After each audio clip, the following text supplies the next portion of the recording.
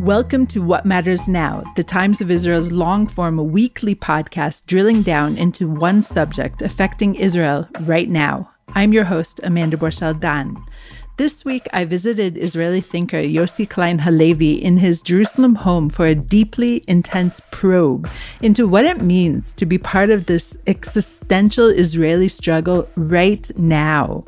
We discuss how, as the war in Gaza continues, the different forces in Israeli society are caught up in a destructive push-pull dance, even as Israel is losing its moral capital during this long war. During this time of existential schism in the Jewish state, we hear, however, how to weave threads of unity. So this week, we ask best-selling author Yossi Klein Halevi, what matters now?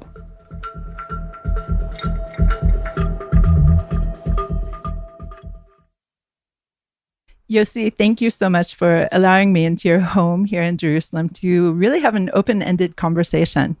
Well, it's great to be with you, Amanda, always. The pleasure is usually mine, though. And I came to you kind of to just pick your brain a little bit about certain things that are on my mind more than anything. And I recently read an article that you published in the Wall Street Journal outlining some of your more recent thoughts. And it triggered something in me that I've been wondering about for a while. And you talk about deterrence at one point. And deterrence is such an ephemeral thing. It's such a made up thing, kind of like the idea of social rules in general, where if one part of this house of cards falls, then basically all of it falls. And we're seeing it on many fronts, I feel like, both on the security front and on the social cohesion front, where things that were once completely out of the question, such as, I don't know, breaking into an IDF base in terms of expressing your protest on some matter. But these things are now on the table because none of the pieces are fitting together right now. It feels like to me. And I know that's a lot to swallow and it's not really a question, but I think to begin with, let's talk about the idea of deterrence. And Israel prides itself on being strong, always has. October 7th showed us something different. And then we had the recent dual strikes on heads of terror organizations, one of which Israel does take credit for and one of which it doesn't. And do you think that this can go in any way to building back Israel's deterrence?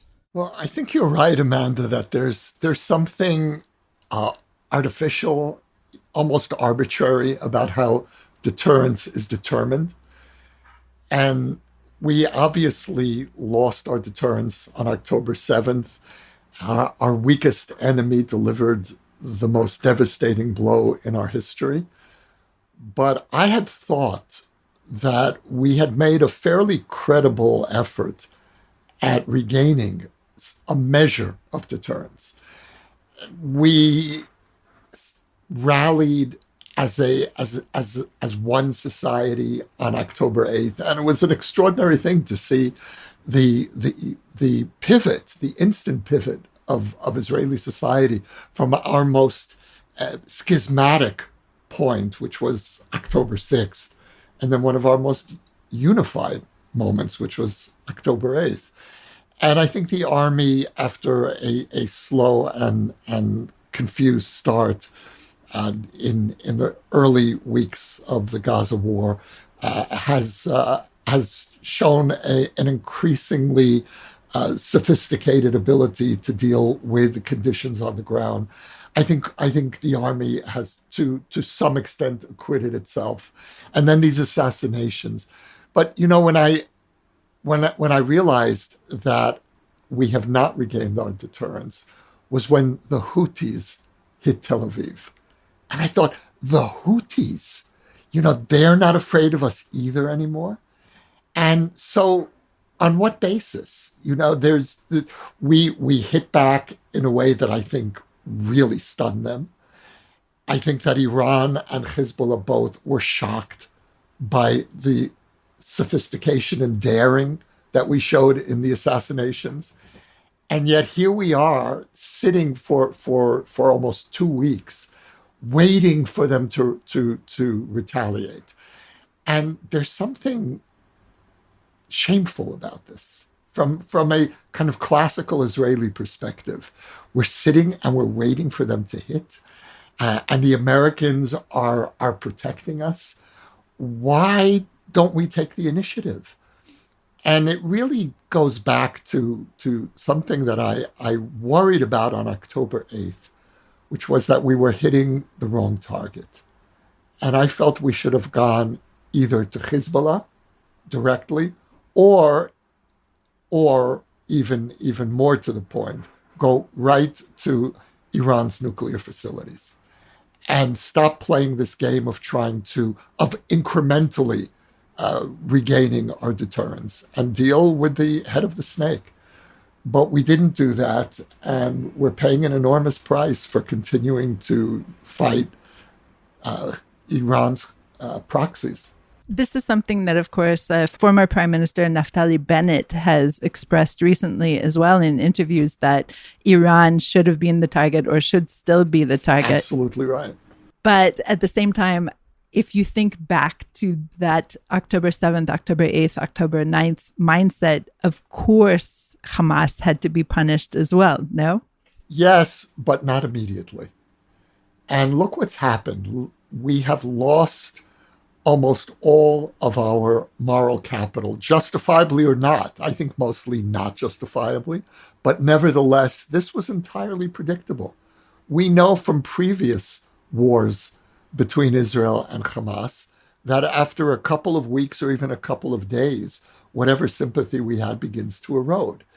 And after 9 months of brutal fighting, this is the ugliest war that we've ever fought. I think it's one of the most necessary. But nevertheless, in terms of the perception around the world, we have been defeated in the court of public opinion, and it's a historic defeat. And again, this was all predictable. And so it goes back to this deep fear that I don't think it's just a fear. I think it's an accurate perception that we don't have strategic thinking. There's no real long-term strategic plan. David Horowitz just wrote about this. And this is an ongoing pattern. It's the great flaw in the army. And Shalom ledaber ala memshala. We won't even talk about the government. But because the government doesn't even have tactical planning. The government just goes from day to day. But the fact that there's this absence of long-term or even middle-term planning, and it affects all stages of this war and all the consequences of the war, from the hostages to preventing a nuclear breakout in Iran. It is Israel's greatness and greatest weakness that we are known as the startup nation. Startup meaning to begin something. That's a great way to put it. Not to follow through necessarily. Right. And you wrote in your recent essay that we're turning into survival nation. And I just had chills when I saw that, because it does feel like that we're all hanging on by the edges of our fingernails right now. Metaphorically, physically, even in some cases, for those who are evacuated. Of course, life is untenable right now. And again, I just wonder, could there be a different way even right now? And let's return to the idea of deterrence. You and I both come from the United States, from North America, certainly, and we are more Western thinking in our conceptions, perhaps, but Israel is in the Middle East, and our enemies are not Westerners necessarily. And so the question is always, yes, you mentioned how Israel has lost its moral capital, but there are those who say that we didn't go far enough. And what do you think about that? I'm not sure what not going far enough means. What else should we have done? Drop an atomic bomb, as one of the far-right ministers suggested? For me, not going far enough, I agree, we should have gone farther in terms of kilometrage. We should have gone to Iran. But in terms of Gaza, how much more could we have done, really? It is a question. And you, of course, are a student of history as well. And if you look at great battles in the Jewish pantheon, a lot of it was fought with siege warfare. And that is something that we suffered from. We, the Jews, think of Masada, for example. And in the initial stages of the war, of course, the defense minister suggested this as a real possibility. And in fact, for a few days, it appeared as if Israel was performing that, though quickly did not. And you just have to wonder, again, we're in the Middle East. We're fighting an existential battle. I don't want to sound like a war hawk, but I just wonder for Jewish survival, for long-term Jewish survival in the Jewish state, is it possible that we needed to not listen to our moral Judaism and continue on as a resident of the Middle East? Look, when you look at the devastation in Gaza and you look at the casualty figures, even taking into account that Hamas inflates the numbers and that the media reports around the world treat all fatalities in Gaza as if they were civilians,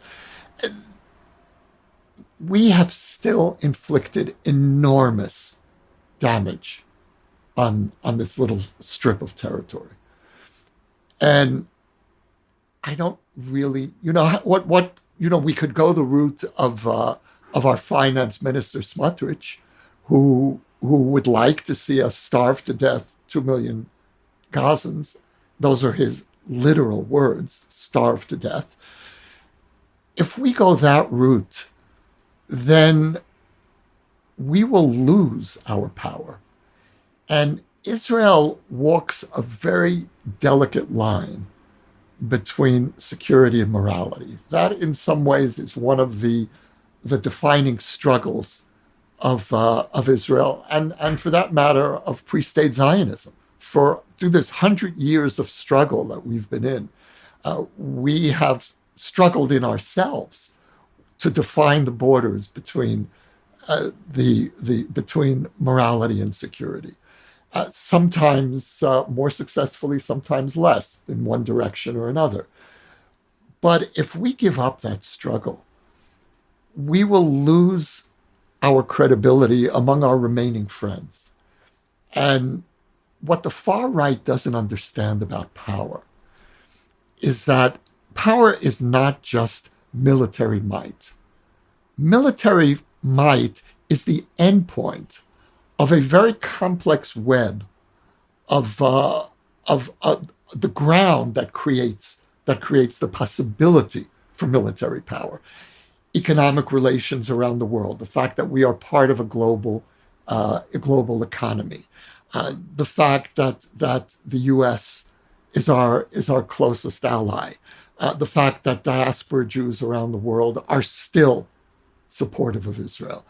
There's the fact that for all of the enemies that we have, and for all of the forces around the world who are trying to turn Israel into a criminal nation, we also have a lot of friends. We have a lot of people who really admire us and are rooting for us. All of that is a source of strength that makes possible our military power. If we destroy the moral foundation of this country, and by moral foundation I mean specifically our struggle to maintain basic moral norms in an impossible situation. If we give up that struggle, then the consequences for our power will be devastating.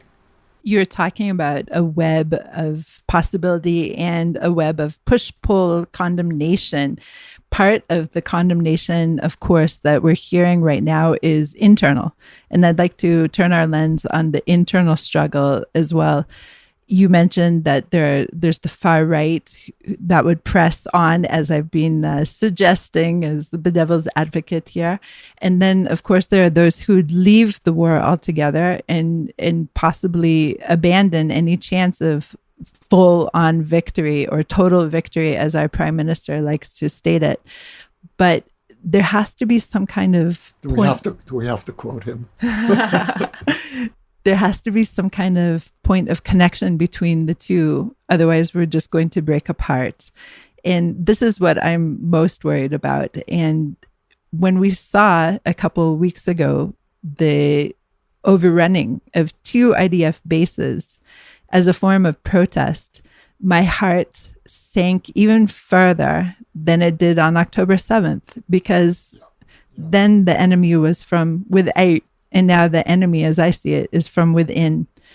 How do we connect here? I think we're fighting a 3-front war. The first, most immediate front is against the genocidal enemies on most of our borders. And this is Iran's historic victory, that it surrounded us with its genocidal proxies. The second battle is global, and it's against those forces that are trying to turn us into the criminal of nations. And the third front is against those far-right forces within us who want us to become what our enemies claim we are. And each of those fronts need to be fought in a way as if they're distinct, but they're also all entwined. And the more we weaken from within, the more that the forces of despair, the zealots among us, and I see them as I see zealotry as an ideology of despair, the more that they rise, the weaker we get on both of those fronts. And so what worries me ultimately more than anything else is the internal front. Because on here, I agree with you, Amanda. I hadn't felt so demoralized since October 7th. And, Israelis are able to put up with a lot. We put up with more pressure than almost any nation in the world. Maybe I would say today, except for Ukraine. What Israelis take as routine, as daily life, would break most countries, certainly any country in the West. But we've been able all these years to take that pressure because we have this sense of Israel as a decent country. And yes, many times we need to do really hard things, sometimes awful things. But we understand the context, and we have this faith, we've had this faith in our basic decency. This government has upended that faith for a large part of the Israeli population. And that in itself is a long-term existential threat. First of all, it can lead, I think it already has to some extent led, to the beginnings of an ideological emigration. We've never had an emigration based on ideology before. Israelis have always left from the beginning of the first Aliyah in 1882. People have come here. It's a hard place.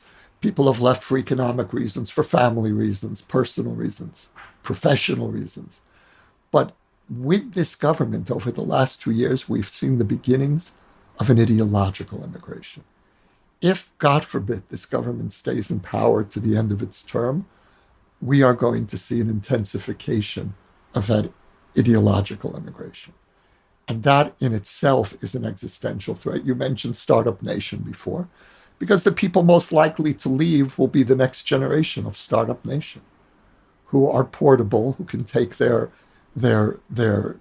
expertise elsewhere. And this government is tampering with the Israeli success story. And we can deal with Hamas. We can even deal with Iran. Not easily, but we will. We can't deal with this enemy from within if it continues to rule this country.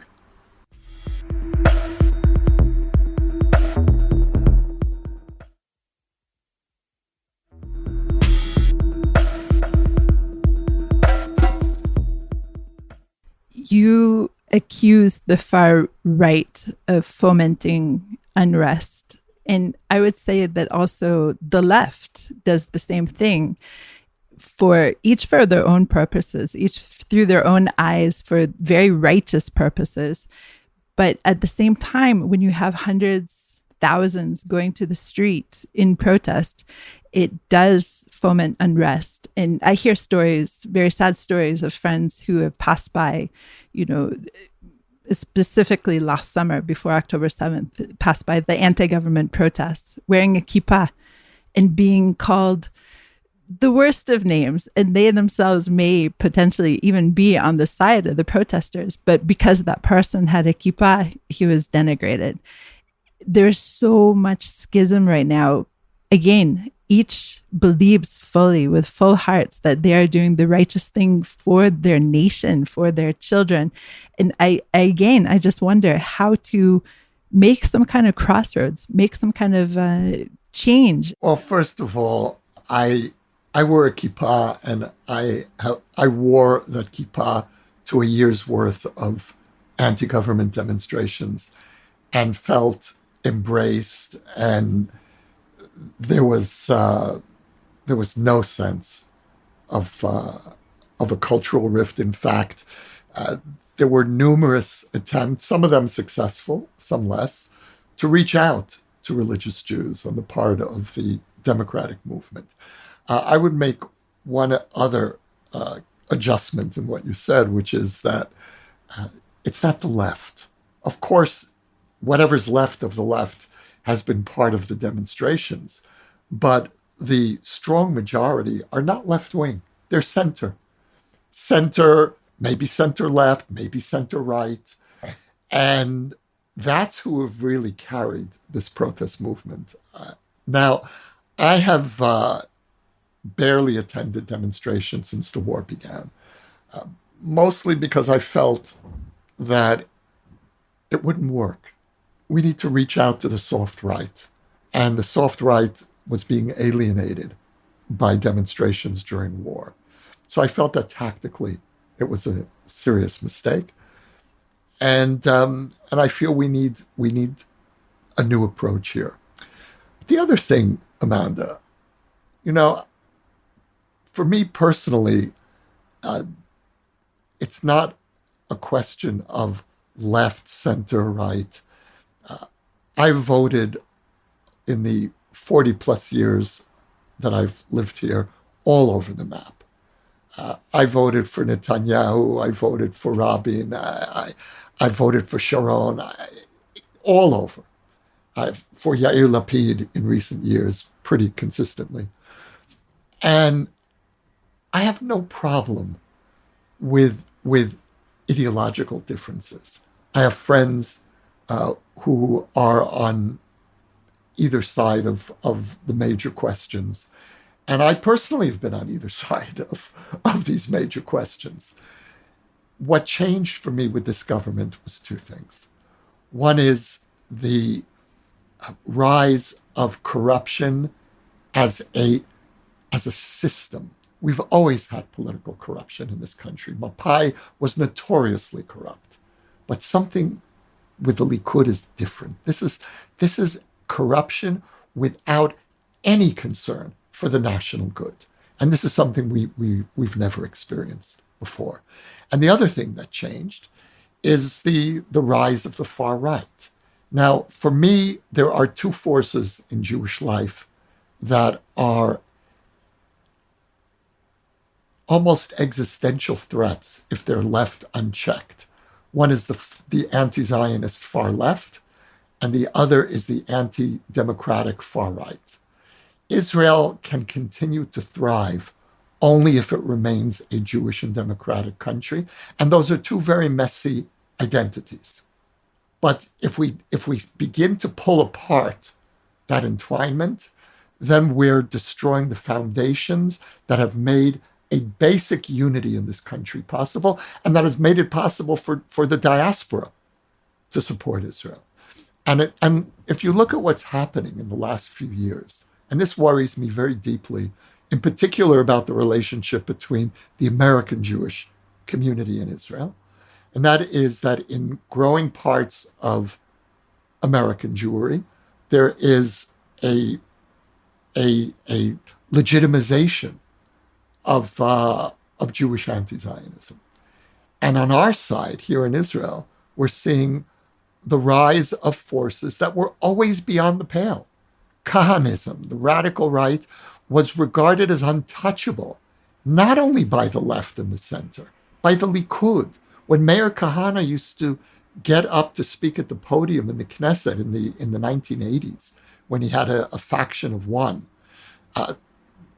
it was the Likud that walked out, led by Yitzhak Shamir, the prime minister, who, as far as I recall, was not a radical leftist. And norms have changed on the right to such an extent that sometimes it's hard to distinguish between parts of the Likud and Ben Gvir's Jewish Power Party. So those are the two things that changed. This coalition is a convergence of ultras, ultra-nationalist, ultra-Orthodox, and ultra-corrupt. And I would also add ultra-incompetent. And when you bring those factors together, you're looking at the, God forbid, the unraveling of Israeli society. And that's what we're facing. So many people expected our prime minister to step down or call for new elections or do something of this kind. Did you, Yossi, expect this to happen? That he would step down? I have had no expectations of this man since he led us into a 3-year spin of indecisive elections and threatened the foundation of the democratic system for his personal needs. So no, this is not the Netanyahu that we knew in the past. I once regarded Netanyahu not just as a credible leader, but probably the best leader that was available to us. And I deeply respected him for what he did for the Israeli economy, for putting Iran on the international agenda. But now look at what he's done. He's presiding over the dismantling of his greatest achievements. Iran is 2 weeks away from a bomb if it chooses to go that way. The Israeli economy is in great danger. Netanyahu is the guy who warned compellingly when he was finance minister in the early 2000s that if we don't stop the relationship between the ultra-Orthodox community and the state, if we don't change this insane dependence where the state funds the separatism of 14% of Israeli society, then the Israeli economy is going to begin to decline. Now, Netanyahu has done more than any prime minister to ensure that relationship is if anything strengthened. And so so I've had no expectations of him, and my only expectation is that this government will disintegrate under the weight of its own inconsistencies and mutually exclusive greed. And that could bring the government down. Maybe. Maybe. On the other hand, we both know that many parties in this coalition will get no better offer probably ever than what they have right now. So they're incentivized to remain. And so the question is, what do you do, Yossi? You're very obviously upset at the situation, and so many. You can tell. I can tell. Does it come through the microphone? And of course, so many Israelis are as well. And so, how do you get it together, get your center back, and say to yourself, okay, it's possible that we're going to have another couple of years under this government. We don't like this government. We don't want this to happen.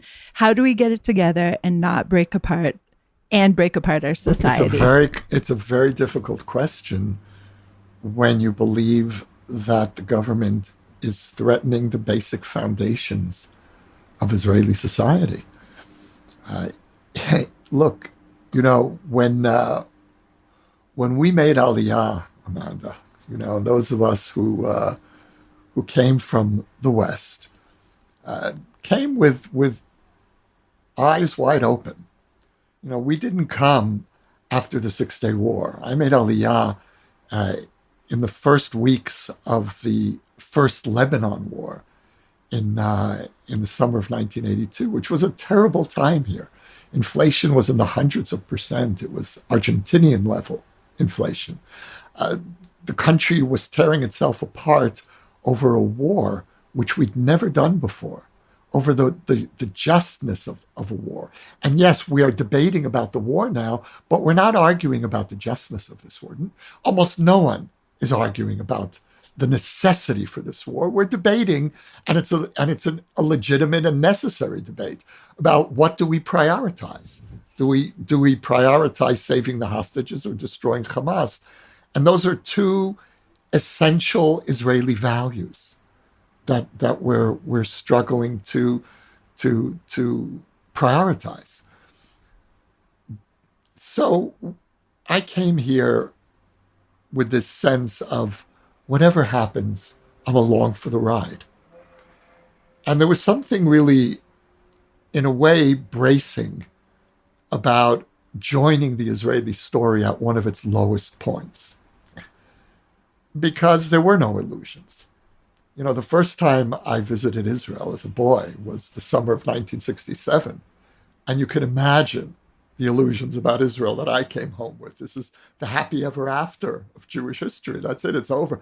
I decided that summer that I have to live in Israel, because who could possibly want to be a Jew anywhere else? Well, that may have changed over the years, but that's not why I came. I came because this story matters to me more than any other story, because this story is an extension of my own personal story. And what happens to this story is inseparable from what happens to me. And so I had to be here. And so I don't have a choice. I feel almost like those Jews, who have come here from countries that they can't go back to. Now, of course, I have an American passport. I can go back anytime. And I'm on the JFK Ben Gurion line pretty often. But in practice, I don't have anywhere to go. This is the final shore of Jewish history, and it's my final shore.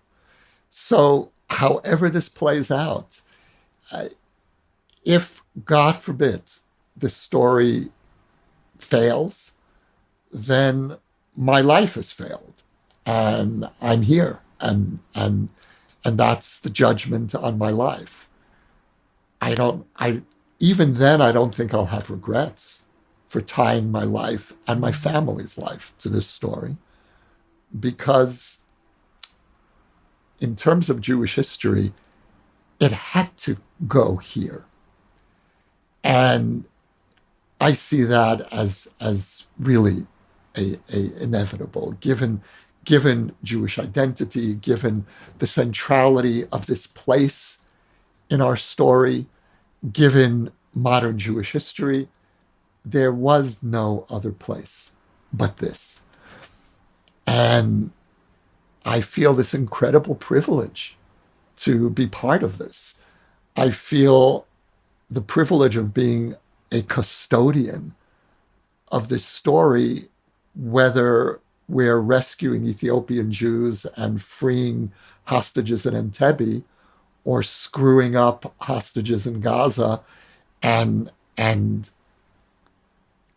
empowering really the worst forces in Israeli society.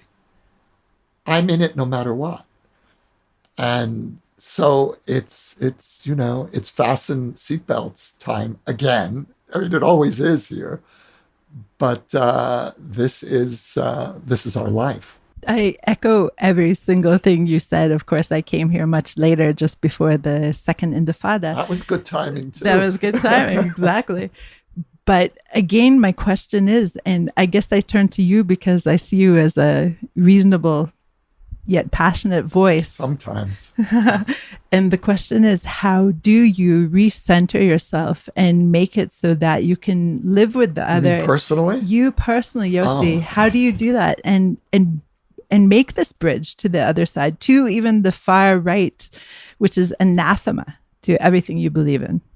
Look, before I answer the question of how I personally try to center myself,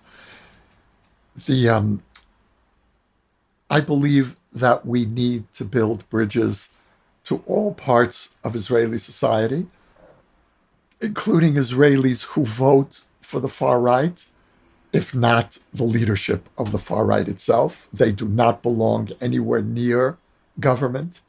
They are not part of any coalition, in the same way that when I speak to American Jews, my message to them is anti-Zionist Jews individually, certainly part of your community, reach out to them. They're your children, they're your children's friends. You don't ostracize them. But the leadership of the anti-Zionist groups, the organizations, if not now, Jewish Voice for Peace, beyond the pale. And that's how I feel about the Kahanists here, beyond the pale. Now, how I try to deal with all of this personally is, look, I'm a person of faith. I'm a believing Jew, and I believe that God is in this story. Now, unlike many religious Jews here, I don't believe that gives us a blank check to behave in any way we want, and God is on our side. When I say that God is in this story, I believe that this story really matters to whatever divine plan there is for humanity. And for me, that means that we have an extra burden of responsibility to get this story right. It actually places, in a sense, more anxiety on me than comfort. But the comfort that it does offer is that if God is in this story, then it really is worth sticking through. It's worth fighting for. And more than that, I don't have the privilege to turn away. Being here is part of my religious service. It's part of my devotional life. And it's not just a political or a national identity. It never was from the moment I moved here. It was always part of this sense of the meaning of Jewish history, and that we are living at a time when the Jewish story and Jewish history is not on hold anymore, as it kind of was for 2,000 years.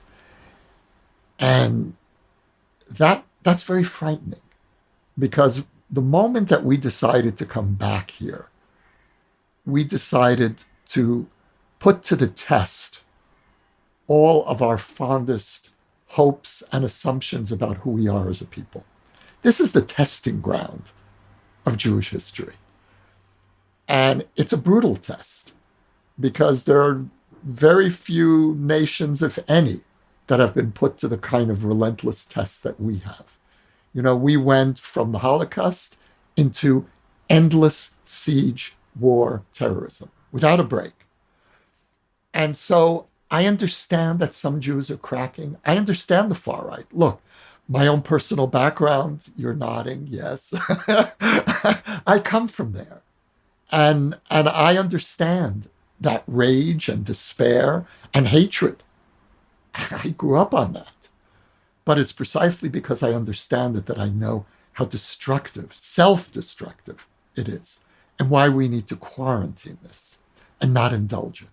And God forbid, not empower it the way that Netanyahu has. So I see this struggle here in Israel internally, ultimately, as a spiritual struggle. This is not just a political struggle, or even primarily a political struggle. It's a struggle for the soul of Judaism and for the meaning of the Jewish story. What happens here will determine 4,000 years of Jewish history. That's terrifying. That's a terrifying responsibility. But those are the stakes. And those are stakes that our generation inherited from the founders. They're the ones who made that decision. And we have no choice but to play this story out. Yossi, I know you're working on a book about Jewish survival. And so I guess that begs the question, will we?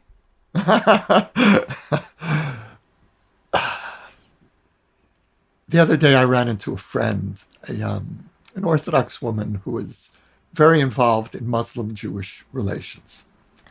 And I asked her, is there any hope? She said, no. She said, I have no hope, but I have faith. And I really like that answer. Now, I actually do have hope along with faith. And we have been dealt, on the one hand, a very difficult hand to be the only non-Muslim, non-Arab state for thousands of kilometers around us. A country that's composed of immigrants and the children of immigrants from literally 100 countries. Everyone has come to this country with a different idea of what a Jewish state means. And the divisiveness in Israel is not a surprise. It's the moments when we don't have acute schism are actually miraculous. And so there's so much stacked against us. But we've also been dealt an extraordinarily strong hand, which is we have more power than Jews have had ever in our history. Go back to the Davidic kingdom. We are more central on the world stage, not always in a good way, but our story has never been so much a part of the world conversation. Again, not always or necessarily in a good way, but we have the means to defend ourselves physically. We have the means to defend our story around the world. And I believe we have the means to restore decency and good governance to the Israeli system. And so, yes, we have more than a fighting chance. I think we're going to win. What worries me, of course, is always, and this is always the Israeli question, is the price and how much long-term systemic damage this government will do until it's finally retired. So I'm full of anxieties, but I'm not in despair at all, ever, even in the darkest moments here. And we're basically going through one increasingly dark moment. It seems to just be getting worse. But I believe in the God of Israel. I believe in the people of Israel to some extent. Maybe a little less so than I did 3 years ago. But still, I do believe in us. I believe we're going to pull through, and we're going to have a generation to recover, to try to put back the pieces. Those would be my children. Yeah. Yeah. Yossi, thank you so much for letting me pick your brain. And that's great to talk with you, Amanda. Thanks always for a pleasure. Coming. Thanks for listening to the Times of Israel's What Matters Now. I'm Amanda Borschel-Dan. If you have any comments or questions about this or any other episode, please drop us an email to podcast@timesofisrael.com. This episode was produced by the Pod Waves. Until next week, Shalom.